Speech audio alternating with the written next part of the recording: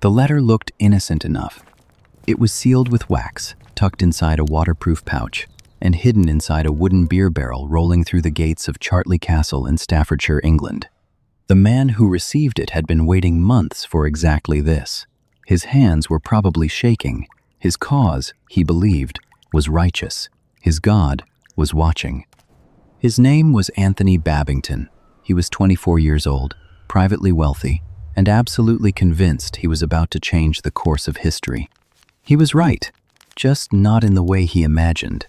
Because that letter, and the reply he sent back through the same barrel, would trigger a chain of events ending with a crowned queen kneeling on a black-draped scaffold, a blindfolded executioner gripping an axe, and a head that took 3 strikes to fully sever. You are about to enter one of the most meticulously engineered political traps in Western history. A plot where the conspirators never stood a chance. The evidence was manufactured by the very people paid to stop the crime, and an entire royal execution rested on a single forged postscript. And somewhere in all of this, a real woman, a real queen, sat in a cold English castle and made the decision that killed her. Before we go any further, drop a comment below. Do you think a person can be guilty of a crime they were manipulated into committing? Because that question is at the heart of everything that follows. She had been imprisoned for 18 years. Let that number sit with you for a moment. You know her name, Mary, Queen of Scots. But the version of Mary most people carry in their heads is a romance novel illustration. A tragic beauty draped in pearls and red velvet, weeping decorously before a tasteful execution. That version is incomplete. The real Mary Stuart was something considerably more dangerous and considerably more interesting. By 1586, Mary was 43 years old, arthritic in both hands, and had not breathed free air since 1568. She had fled Scotland after her own Protestant nobles rose against her, crossed the border into England seeking refuge from her cousin Queen Elizabeth I, and promptly found herself under house arrest that would last the rest of her life. The English had no legal mechanism to charge a foreign queen with anything, so they simply held her. Her keepers rotated over the years. By the summer of 1586, her custodian was a careful, methodical, Puritan knight named Sir Amyas Paulet, a man so personally upright that he would later refuse a royal suggestion to quietly murder his prisoner on the grounds that it would sully his honor. You had to respect that, even if his prisoner did not. Chartley Manor, where Mary was confined, was not a dungeon. It had gardens, it had servants, it had fireplaces. But it also had Sir Amyas Paulet reading every letter that passed in or out, and a spy network built by Elizabeth's Secretary of State, Sir Francis Walsingham, that had been quietly wrapping itself around Mary's correspondence for years. Here is where most people get the history wrong.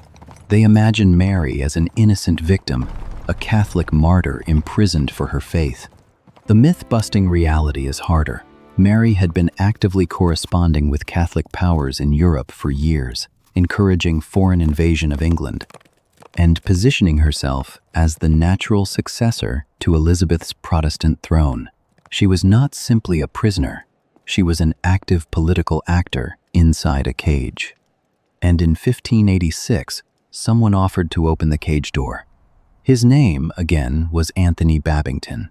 He was coordinating with Jesuit priests and Spanish agents to assassinate Queen Elizabeth, place Mary on the English throne, and restore Catholicism to England. He needed one thing: Mary's blessing.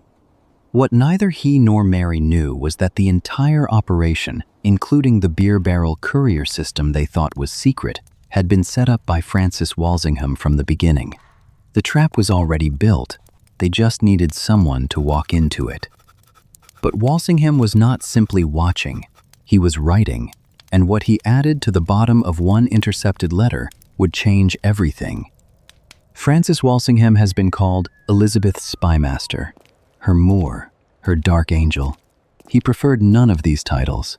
He simply preferred to be effective. You need to understand what Francis Walsingham actually built, because it was unlike anything that had existed in England before. He ran a network of agents across Europe, including inside the Vatican, inside the Spanish court, and inside the Catholic exile communities in France. He funded double agents.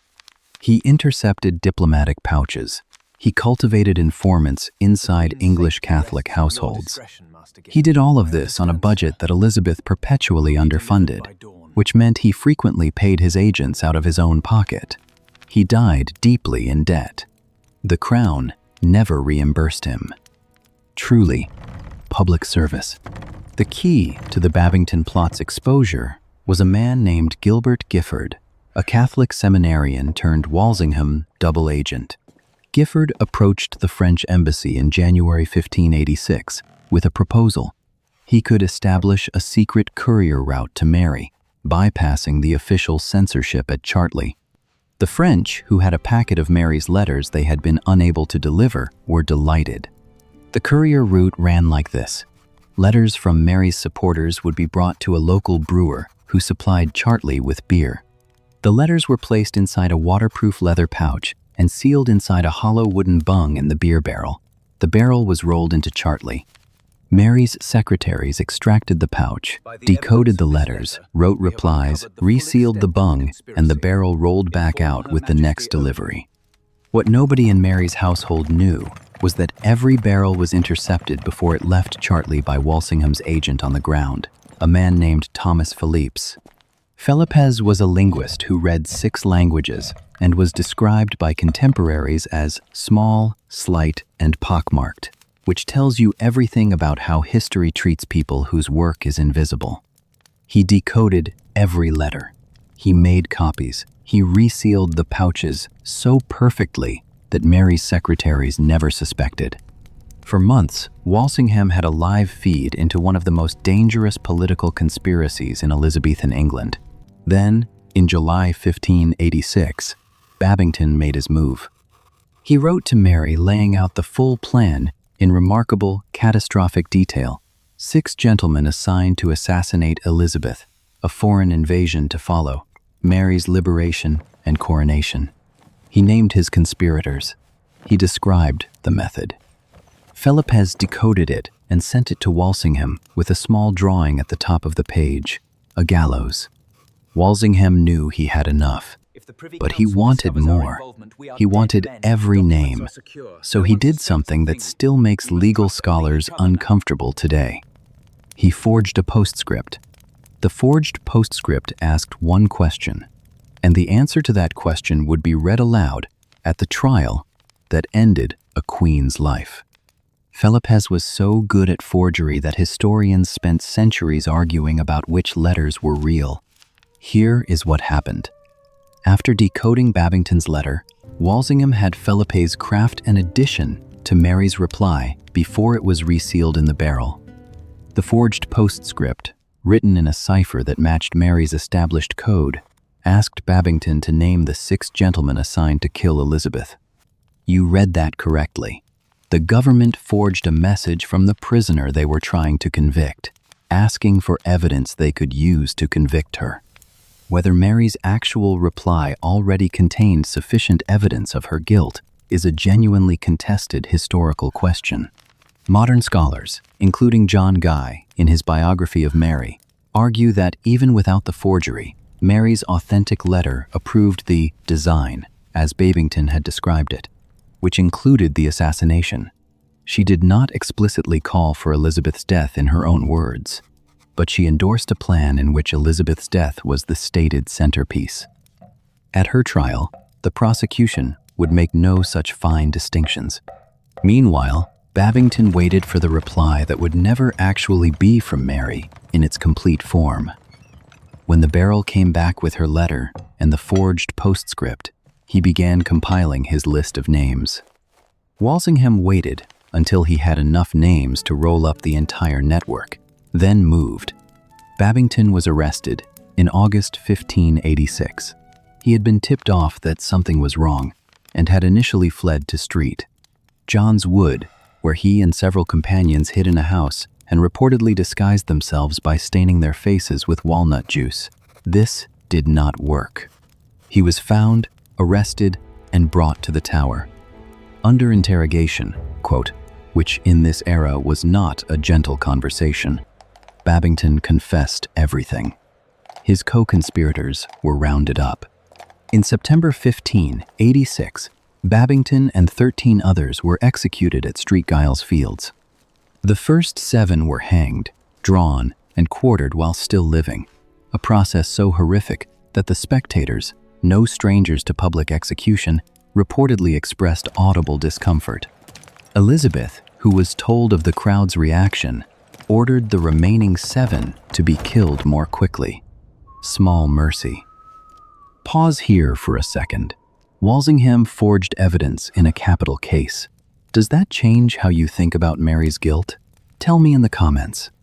This is exactly the kind of question that doesn't have a clean answer, and that's why it still matters. With the conspirators dead, there was still the matter of the Queen, and Elizabeth, who had spent 18 years refusing to touch her cousin, now had a file of evidence she could not legally ignore. There was no precedent for what they were about to do. They had to invent the law as they went.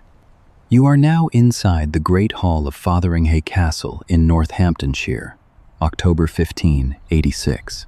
The ceiling is high and cold. 40 commissioners, lords, and judges have assembled. At the head of the room sits an empty chair draped in cloth of state, representing the absent Elizabeth. At the other end of the hall sits Mary, Queen of Scots, dressed in black velvet, her joints aching, her hair now almost entirely white beneath her cap. She had refused to recognize the court from the moment it was announced. Her argument was legally precise and constitutionally serious. As a sovereign queen, she was subject to no foreign jurisdiction. No English court had the right to try her. This was not simply defiance.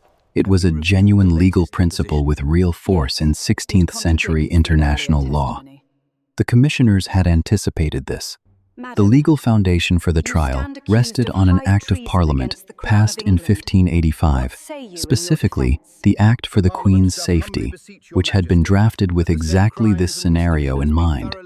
It extended English criminal jurisdiction to cover conspiracies against Elizabeth, regardless of the conspirators' national identity or royal status. Mary, in other words, had already been legislated into vulnerability before the plot even formed. She eventually agreed to appear, not to submit to the court's jurisdiction, but, as she said, so the world might know she was innocent. The prosecution presented the decoded letters. Mary's secretaries, Claude Now and Gilbert Curl, had already confessed under examination, confirming her authorization of the correspondence. Mary denied writing the letters. She demanded to see the originals. They showed her copies. She challenged the legitimacy of the cipher evidence. She pointed out, correctly, that anyone could forge letters in her name. She demanded to be heard by Parliament, or by Elizabeth, personally. None of it worked. The court found her guilty on the 25th of October 1586. Elizabeth still refused to sign the death warrant for 3 months. She signed it on the 1st of February 1587. Then, apparently experiencing second thoughts, she gave it to her secretary William Davison with instructions that were ambiguous enough that historians have argued about them ever since. The Privy Council, taking no chances, dispatched it to Fotheringhay without waiting for further royal clarification. When Elizabeth learned the execution had been carried out, she claimed she had never meant for the warrant to be used immediately. She wept publicly. She raged at her counselors. She sent Davison to the Tower. Nobody who knew her believed a word of it. Here is a question that has no comfortable answer. Was Elizabeth's grief real? Or was this the most sophisticated piece of political theater in Tudor history? I genuinely want to know what you think. Drop it below. The warrant was signed. The executioner had been hired. And in the gray winter morning of the 8th of February, 1587, Mary, Queen of Scots, dressed in a way that no one in that hall would ever forget. She had planned this moment for years. It showed. Checked. The Great Hall at Fotheringhay had been converted overnight. A scaffold roughly 12 inches high was erected in the center, draped entirely in black. The block was black. The straw spread on the floor to absorb the blood was, in a detail that stays with you, fresh and pale against all that darkness. Mary entered at approximately 10 in the morning on the 8th of February 1587. She wore a black gown over a crimson petticoat. When her ladies helped remove the black outer layer, she stood before the assembled witnesses in deep red from throat to hem. Red was the color of Catholic martyrdom. She had chosen it deliberately. Every person in that room understood exactly what she was saying. She was 54 years old, hobbled by arthritis, and she walked to the block without visible fear. Her composure was described by multiple eyewitnesses as extraordinary. She spoke in Latin, in French, and in English. She forgave her executioners. She told the weeping women attendants around her not to cry, that she had long expected this day. Then she lay her head on the block. The executioner, whose name was Richard Bull, raised the axe. His first blow struck the back of her head, not the neck. She made a sound. It was described by witnesses as a low moan. The second blow cut partway through. The third severed the head completely.